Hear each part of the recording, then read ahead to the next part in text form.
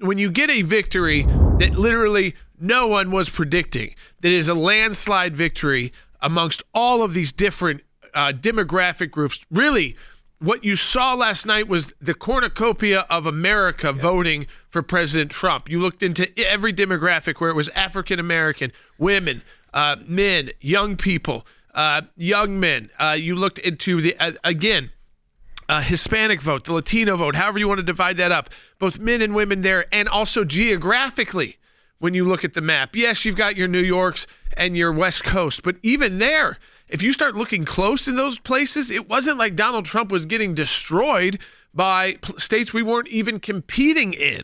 I mean, look at Virginia was on the map for a while. This is a big referendum on what has been happening over the last 4 years. This is a day to celebrate America and America voting and America coming out and saying we're not afraid to vote the way that we feel is best for us and feel is best for themselves and their families. And that is what we saw, Logan. We saw people saying, I don't want any more of this Biden, and especially not from Harris, because she was never able to tell the American people what she even wanted to do. So she was running 2 ads at the same time that were different on Israel, 2 ads at the same time, different about the economy.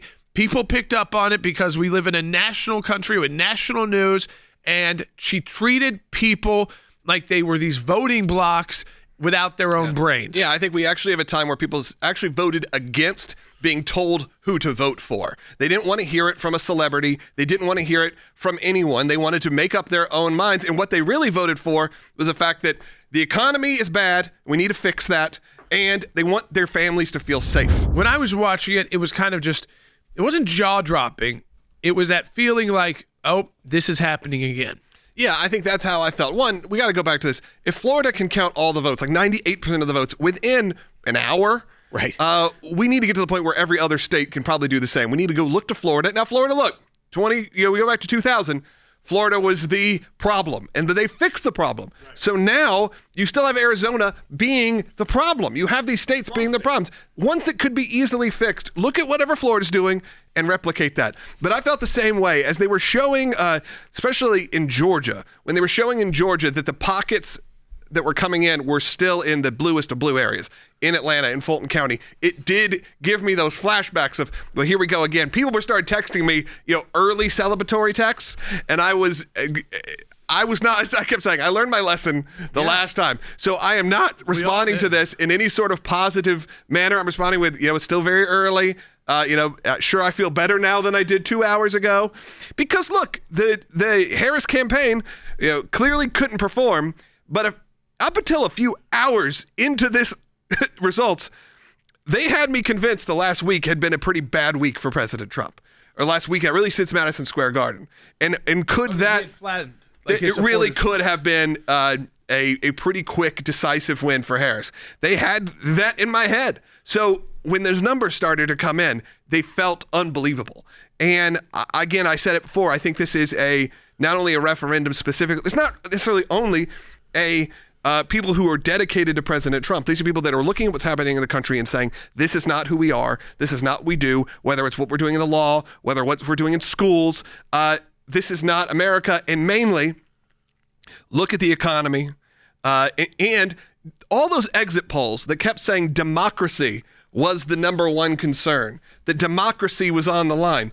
Well, what they didn't realize is that meant not the same thing to different voters. Everyone had a different thought. Of course, democracy is very important to Republicans and to Democrats. Of course, for some reason in their head, the pollsters thought, oh, if they said that must mean they're more liberal. Well, and it shows you the bias of the legacy media that has maybe one of the biggest losers of this election, besides Kamala Harris and her entire campaign, is the legacy media, because at this point, what's the point? Yeah, legacy what media is the point? And celebrity endorsements, right? Completely pointless. But because they were telling you a false narrative the entire time, and they have made it, even us, hear the word democracy when someone responds to a poll, because it was options, which of these are your top concerns?